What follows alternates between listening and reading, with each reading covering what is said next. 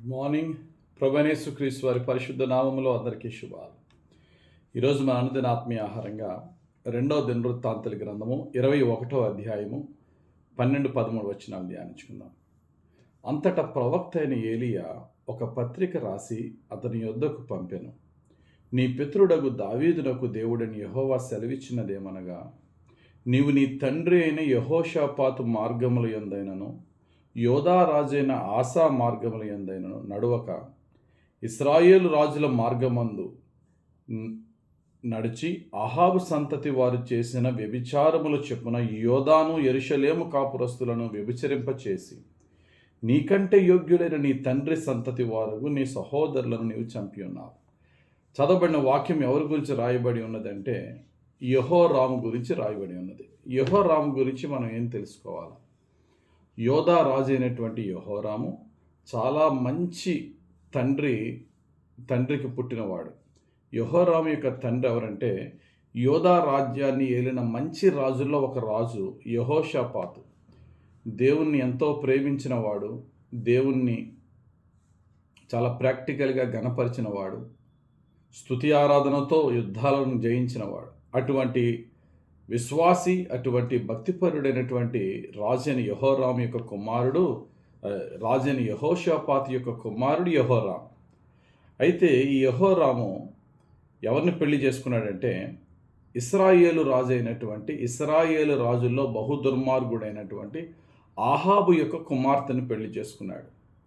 అయితే గమనించండి, ఇక్కడ యెహోరాము జీవితంలో తండ్రి ఇన్ఫ్లుయెన్స్ ఎక్కువ ఉన్నదా, మామగారి ఇన్ఫ్లుయెన్స్ ఎక్కువ ఉందా అనేది ఇక్కడ మనం చూడాలి.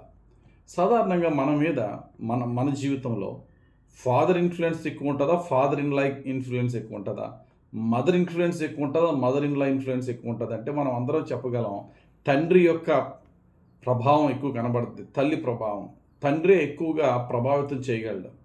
కానీ ఇక్కడ తండ్రి కంటే మామయ్య ఎక్కువ ప్రభావితం చేసేటట్టు యెహోరాముని. కారణం ఏంటంటే మంచి కంటే చెడు అంత ఆకర్షణగా ఉంటుంది. యెహోరాము యొక్క తండ్రి అయినటువంటి యెహోషాపాతులో మంచి ఉంది, యెహోరాము యొక్క మామలో చెడు ఉంది, తన భార్యలోనూ చెడు ఉంది. మంచి తండ్రికి దుర్మార్గుడైనటువంటి కుమారుడు ఎలా పుట్టాడండి అంటే పుట్టుకతో ప్రాబ్లం కాదు, అక్కడ సహవాసం. నువ్వు ఎంత మంచివారికి పుట్టినా నీ సహవాసం చెడ్డవారితో సహవాసం అయితే చెడిపోయే అవకాశాలు ఎక్కువగా ఉంటాయి. మన సహవాసం ఎలా ఉందో ఒకసారి చూసుకోవాలి. మనల్ని మంచి కంటే చెడే ఎక్కువ ఆకర్షిస్తుంది. అదే మన బలహీనత. ఇప్పుడు మనకే కాదు, ఆది దంపతులైన ఆదాము అవ్వలు మొదలుకొని తండ్రి అయినటువంటి దేవుడు ఆదాము అవ్వల్ని తినొద్దు, ఈ పండు ఎట్టి పరిస్థితుల్లో తింటే మీరు చస్తారు అన్నాడు. ఆ తర్వాత సాతానుడు వచ్చాడు, అబద్ధాలు ఆడి నువ్వు తింటే దేవునిలాగా అయిపోతావు అన్నప్పుడు నిజమైన తండ్రి యొక్క మాట వినలేదు వీళ్ళు. అబద్ధములకు జనకుడు మీ తండ్రి అయినటువంటి అపవాది సాతానుడు అంటున్నాడు. దుర్మార్గుడైనటువంటి సాతాను మాట విన్నారు. ఎలాగైతే యెహోరాము తన తండ్రి అయినటువంటి యెహోషాపాతు వినకుండా తన మామ మాట విని నాశనం అయిపోయాడో, ఆదాము అవ్వలు పరమ తండ్రి మాటను కాదని సాతాను మాట విని పాపాన్ని తెచ్చారు ఈ లోకానికి. పాపం ఎప్పుడు కంటికి అందంగా కనబడుద్ది, పాపం ఎప్పుడు కూడా ఒంటికి సుఖంగా కనబడుద్ది. కంటికి అందంగా బాగుందని చెప్పి సొదొమ గొమొరానికి వెళ్ళాడు లోతు, చివరికి బూడిదే బిగిలింది అతనికి. మన జీవితంలో కూడా ఈ రోజున మంచివారు మనకు ఉంటారు, చెడ్డవారు ఉంటారు. మంచివారు ఎంత మంచివారైనా వారు మనల్ని ప్రభావితం చేయలేకపోతున్నారు. చెడ్డవారి యొక్క ప్రభావం చాలా ఎక్కువగా మన మీద ఉంటుంది. గుడ్ యొక్క ఇన్ఫ్లుయెన్స్ కంటే ఈవిల్ ఇన్ఫ్లుయెన్స్ ఎక్కువైపోతుంది. అందుకనే చివరికి యెహోరాము పరిస్థితి ఏమైందంటే 8 సంవత్సరాలు ఏలి అందరితో చెడ్డవాడు అనిపించుకొని మంచివాడైన తండ్రికి చెడ్డవాడైన కుమారుడుగా జీవించి చనిపోయిన తర్వాత రాజుల సమాధిలో పాతిపెట్టకుండా సామాన్యుల సమాధిలో పాతిపెట్టి ఘోరమైన అవమానకరమైన జీవితం జీవించాడు. ఈ రోజున మనం ఒక్కసారి యోచించుకుందాం.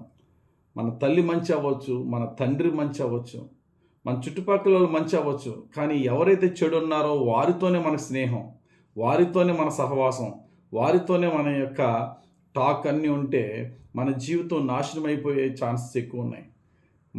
చెడ్డ సహవాసం మంచి నడవడికను చెరుపును. ఆది దంపతులైన ఆదాము అవ్వలు మొదలుకొని ఇలాగ యెహోరాము నుండి ఈరోజు మన వరకు ఎంతోమంది మంచి వారి మధ్య మంచి తల్లిదండ్రులకు పుట్టిన ఒక్క చెడ్డ వ్యక్తితో సహవాసం ఆ వ్యక్తిని చెడ్డవారిని చేస్తుంది కనుక మనం ఎవరికి ఎక్కువ ఇన్ఫ్లుయెన్స్ అవుతున్నాం, దేనికి ఎక్కువ ఇన్ఫ్లుయెన్స్ అవుతున్నాం, దాన్ని బట్టి ఒకసారి యోచించుకొని ప్రభు పాదాలు పట్టుకొని యేసయ్య రక్తములో కడగబడి ఆయన కృపలో రక్షింపబడదాం.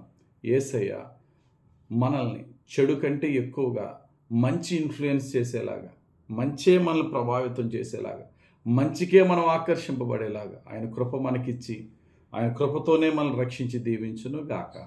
ఆమేన్. ప్రార్థన చేసుకుందాం. పరిశుద్ధుడా, ప్రేమ కలిగిన తండ్రి, యెహోరాము జీవితాన్ని ఒకసారి యోచించుకొని ఉన్నాం. మంచివాడిని యెహోషాపాతుకి అంత ఆత్మీయంగా జీవించిన వాడికి తండ్రి ఎంత ఆత్మీయమైనటువంటి బిడ్డ ఉండాలి. అటువంటి వాడు పెళ్లి చేసుకున్న తర్వాత తన భార్య తండ్రి అయినటువంటి ఆహాబు యొక్క ప్రభావంతో తండ్రి పెంచిన పెంపకంలోంచి పక్కకు పోయి చెడులోనికి వెళ్ళిపోయి చెడ్డ రాజుగా మిగిలిపోయాడయ్యా.